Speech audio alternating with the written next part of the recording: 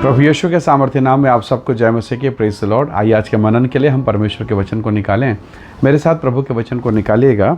भजन संहिता की पुस्तक उसका 31 अध्याय उसका वचन 14 और वचन 15। यहाँ इस प्रकार से लिखा है, परंतु हे यहोवा, मैंने तो तुझी पर भरोसा रखा है। मैंने कहा तू मेरा परमेश्वर है, मेरे दिन तेरे हाथ में हैं, तो मुझे मेरे शत्रुओं और मेरे सताने वालों के हाथ से छुड़ा। Praise the Lord, hallelujah. प्रभु के लोगों, प्रभु का दास दाऊद जब वो अभिषेक पाता है, उसके जीवन में एक बहुत परिवर्तन होता है, बहुत क्रांतिकारी परिवर्तन, जिसकी शायद उसने कभी कल्पना नहीं की, कभी सोचा नहीं, कभी विचार नहीं किया, लेकिन उसके जीवन में महान परिवर्तन हुए। प्रभु ने उसे ऊंचा उठाया। और अक्सर आप देखते हैं, जब आप ऊंचा उठोगे, जब प्रभु आपको आशीष देगा, तो कई जलने वाले, चिढ़ने वाले, आपकी उन्नति को जो लोग बर्दाश्त नहीं कर सकते, ऐसे लोग आपके विरोध में खड़े होते हैं। और ये स्वाभाविक है, ये स्वाभाविक है भाई। जहाँ मीठा होगा वहीं तो जहाँ मीठा होगा, जहाँ शक्कर होगा वहीं तो चींटियाँ आएंगी। जब आप ऊंचा उठते हैं तो लोग क्यों जलते हैं? स्वाभाविक प्रक्रिया है। पर इस प्रक्रिया में आपका व्यवहार, आपकी प्रतिक्रिया क्या, आपके सोच और विचार कैसे हैं, ये महत्वपूर्ण है। ये विषय कि आपका व्यवहार कैसा है। तो दाऊद को बहुत तकलीफ, बहुत पीड़ा हुई। अब दाऊद के जीवन में कई प्रकार की समस्याएं आई, यहाँ तक कि जो इज़राइल का पहला राजा शाऊल है, वो उसका दुश्मन बन गया, विरोधी बन गया। क्यों बना? क्योंकि दाऊद का अभिषेक हुआ है इज़राइल में राजा के लिए, राजा बनने के लिए। इज़राइल का दूसरा राजा, तो स्वाभाविक है पहला राजा नफरत करेगा, घृणा करेगा, उसके बच्चे, उसके लोग, कंपटीशन चालू हो गया। पर दाऊद के जीवन को अगर आप देखें तो उसने परमेश्वर को महत्व दिया। दो बार मुख्य रूप से उसे अवसर मिला ताकि वो शाऊल को घात करे, नाश करे, परंतु उसने नहीं किया। उसने कहा ये परमेश्वर का जन है, ये प्रभु का अभिषिक्त है, प्रभु उसको संभाले। तो धर्मी लोगों में यही एक स्वभाव है कि वो परमेश्वर को जानते हैं। अब जरा सोचिए, एक छोटा बच्चा है, एक छोटा बच्चा किसी बलवान आदमी को अगर मुक्का मारे, किसी औजार से, हथियार से मारे, कितना नुकसान पहुंचाएगा। पर उसके बदले उस छोटे बच्चे का पिताजी अगर आके उसे मारे तो फिर क्या होगा? तो दाऊद ऐसे ही कर रहा। वो कहता कि नहीं प्रभु, मैं नहीं करूँगा, आप कीजिए, आपकी मर्जी, आपकी इच्छा। बहुत बार जब लोग हमसे चिढ़ते हैं, जलते हैं, या लोग जब हमारे विरोध में होते हैं, तो हम जो प्रभु के साथ चलने वाले लोग हैं, कई बार उन्हीं के जैसा व्यवहार करते हैं। इसने मेरे विरोध में कहा, उसने मेरे विरोध में कहा, हम वही व्यवहार करते हैं। जबकि हमें करना ये चाहिए कि उसे परमेश्वर के हाथों में सौंप देना चाहिए।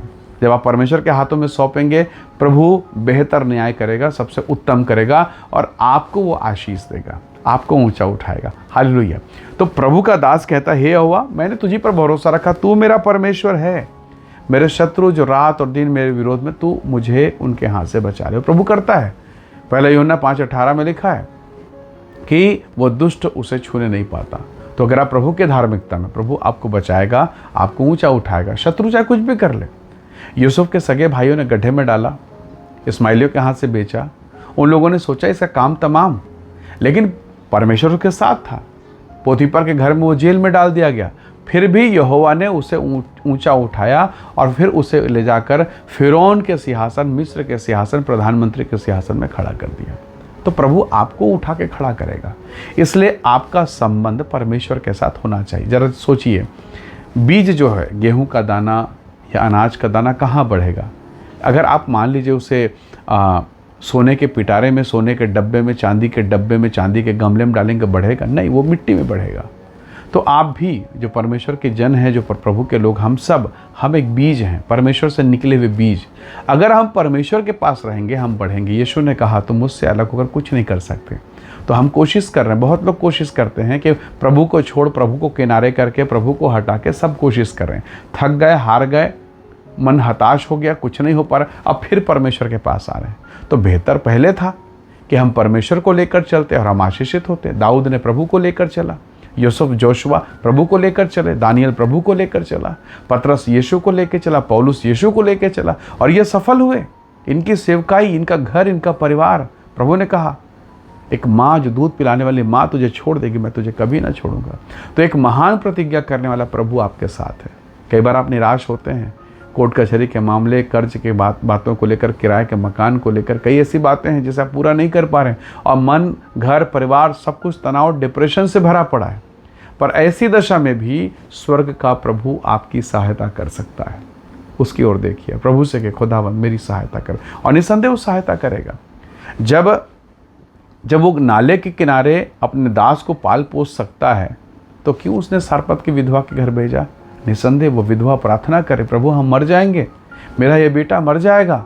परमेश्वर ने अपने दास एलिया को उठा के उसके घर में भेज दिया ताकि वो 3.5 साल तक उस महामारी, उस भयंकर अकाल में जिंदा रहे। हालेलुया। तो प्रभु दया करेगा, आपकी भी प्रार्थना को वो अपने समय पर सुनेगा।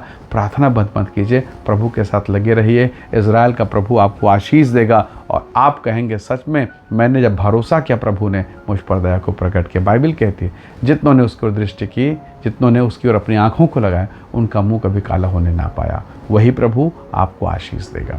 आइए दुआ करें, प्रभु के नाम का धन्यवाद करें। प्रेमी अनुग्रहकारी स्वर्गीय पिता, मेरे प्रिय भाई बहन के जीवन को, जिस वीडियो संदेश को देखते सुनते मैं आपके हाथों में सौंपता हूँ। हर एक निराशाएं, हर एक डर, भय, चिंता, परेशानियाँ, हर एक निंदा करने वाली बातें इनके जीवन से दूर हो, इन्हें ऊंचा उठाएं, इन्हें आशीषित करें और इनके जीवन में प्रभु तेरा नाम महिमा पाए। धन्यवाद पिता, प्रार्थना सुनने के लिए प्रभु यीशु के सामर्थ्य नाम से मांगते हैं, आमीन आमीन। प्रभु आप सबको बहुत ऐसे आशीष दे। Praise the Lord. जय मसीह की।